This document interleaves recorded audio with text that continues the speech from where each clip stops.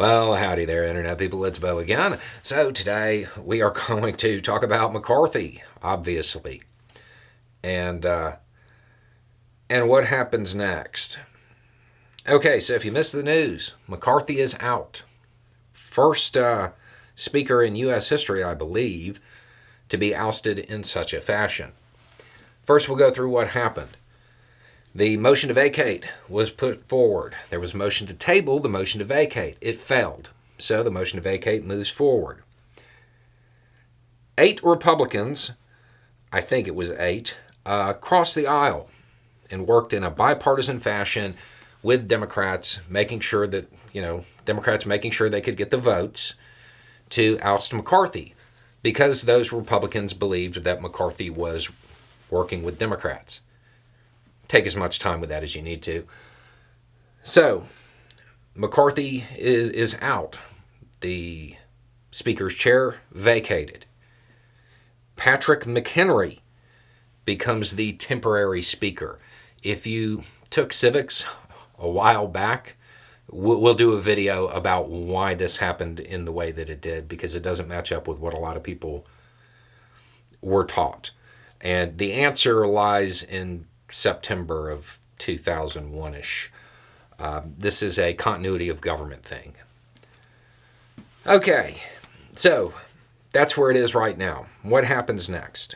Well, McCarthy could try to go back. That's one option. Another one would be they try to find a replacement. Your likely replacements would be Emmer, Stefanik, Scalise, people like that. Not necessarily those 3 in those order or in that order or anything like that, but it would be people like that. And one of them becomes Speaker. What changes? I mean, nothing. Nothing really. The situation is still the same. One of the issues with what the far-right Republicans, those who crossed over to work with the Democratic Party, what they don't understand is that there's a Democratic Senate and a Democratic President. The idea that you're going to be able to push through a far-right agenda is ludicrous. It means you don't understand basic civics. So nothing really changes. It is worth noting that those 3 names that I mentioned, all of them fairly recently have said they don't want to be Speaker. And that may be an issue that Republicans run into. Nobody may want the job because nobody wants to put up with the far-right Republicans.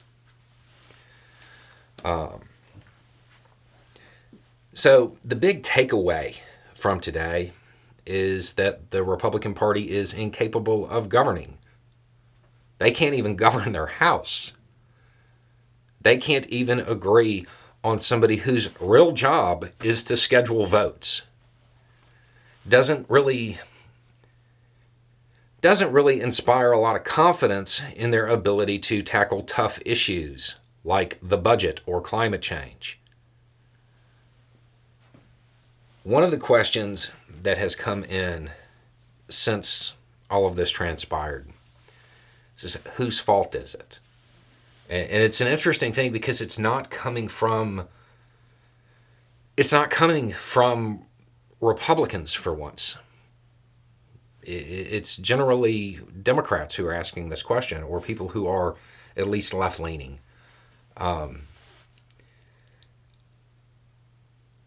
It's Trump. This is Trump's fault.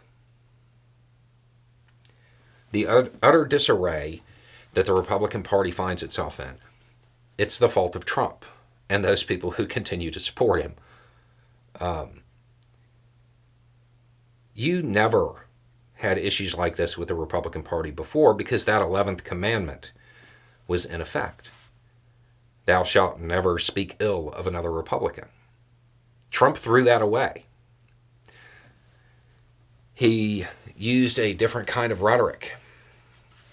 He created and inspired an inflammatory style. This is the effect. Everybody told you it was going to happen.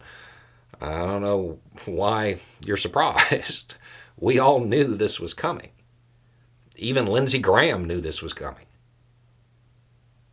If you want to trace it back, that's really what it is. You could say it was McCarthy's fault for not rendering the far-right faction irrelevant. That would have mitigated Trump's damage, at least some of it. But that far-right faction still would have been there. You could say it was that faction. You could say it was their fault because they don't apparently understand how the relationship between the House and the Senate. But if you're going back to root cause, it's Trump. It's Trump and his brand of politics, Trumpism. Unless the Republican Party wants this to continue, they're going to have to get rid of Trumpism. It's that simple. There's no other answer. An embrace of Trumpism will just lead to more factions, each saying that they're the real Republicans. So we're in for an interesting week. It is worth noting that, to my knowledge, there's no time limit. McHenry's Speaker. And I don't think that there is a mechanism that forces a vote within a certain number of days or anything like that. He's the temporary speaker, but my understanding is that temporary speakership could last theoretically until the next election. I don't know what the Republican Party, any faction of the Republican Party, got out of today. The Democratic Party got something out of it. They showed the entire country that the Republican Party can't even handle the basics of picking a House Speaker. Anyway, it's just a thought. Y'all have a good day.